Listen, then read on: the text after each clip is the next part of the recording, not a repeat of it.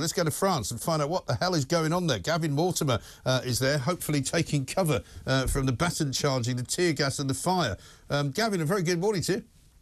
Yeah, morning, Mike. I'm still in one piece. Very good. I presume you've got the riot gear ready, just in case at any time you are required to go and join the fray. I was watching some of the footage last night. It's quite horrendous, even for France. But who are the people actually demonstrating? There's an awful lot of them. They can't all just be anarchists, can they? No, I mean, the majority of demonstrators, there are an estimated 1.3 million people on the streets yesterday, Mike. So the vast majority are just demonstrating a mixture of anger about the pension reform that Macron forced through last week, but also just sort of a despair at the cost of living crisis. You know, everything's going up, inflation, energy bills, your weekly shop, etc. But the trouble yesterday was caused by a far-left group, Black Bloc, which are particularly active in continental Europe, in Germany, in Holland and France. And there are about 1,000 of them in Paris. And they looted and vandalised shops, banks, restaurants, fought running battles with police. There were also incidents in Bordeaux where they burned down a town hall. They attacked a police station in the west of France. So, I mean, it was anarchy on the streets of France yesterday. The next protest is for Tuesday. That's the official one. But every night since last Thursday, so 8 consecutive nights in Paris, there's been violence. Over 350 police officers wounded. It's just been announced that the King Charles won't be coming to France this weekend on his state visit, which is, I'm surprised about that, because you could say that's an admission of weakness on the part of Macron. Just last night, the government were adamant that it would go ahead.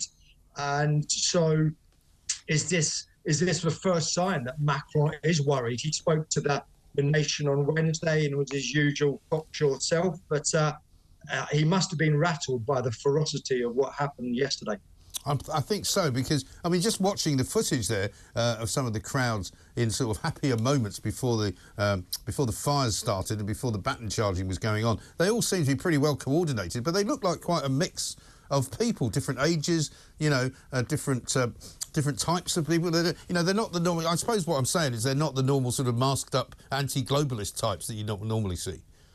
No, absolutely, and that I think is a real worry, that the violence will spread from a minority, it will become contagious. Yeah. And when you've got over 1 million, of course, the million figure is the police figure. The unions who have been organising these coordinated. The 8 major unions have been organising these protests since January. Say it was around 3 million in total across France. So that's a huge number, and it's really, Mike. It is ostensibly about the pension reform, age of retirement from 62 to 64.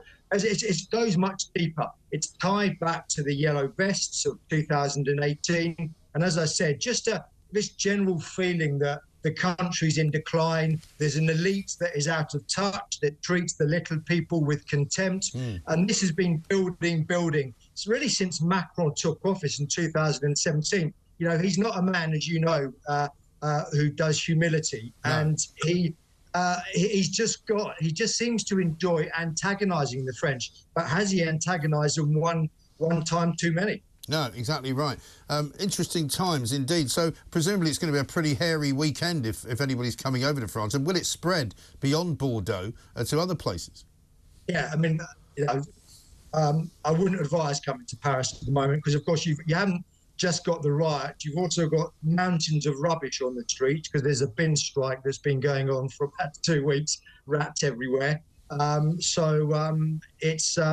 Love isn't really in the air in Paris at the moment, and I think it is going to certainly continue, and that's what the government is scared of, but it will spread in the coming days and the coming weeks, and it's a very interesting time, very volatile time, and this is a story that's still got much to run. Yeah, Paris au printemps takes on a bit of a different name, doesn't it? Paris in the spring. Stay away, don't bother. Thank you very much indeed. Gavin Mortimer there from The Spectator, reporting in from a very, very dodgy-looking place at the moment, Paris, where the streets are burning, cars are being set on fire, there are nightly protests, running battles with the police, baton charging by them, firing of tear gas. I mean, if you're planning a romantic weekend, it's this weekend in Paris, I think you better rearrange it, because even King Charles ain't going with Camilla. They've postponed the trip for next week. They say it will be hastily rearranged, but things are not good over in France.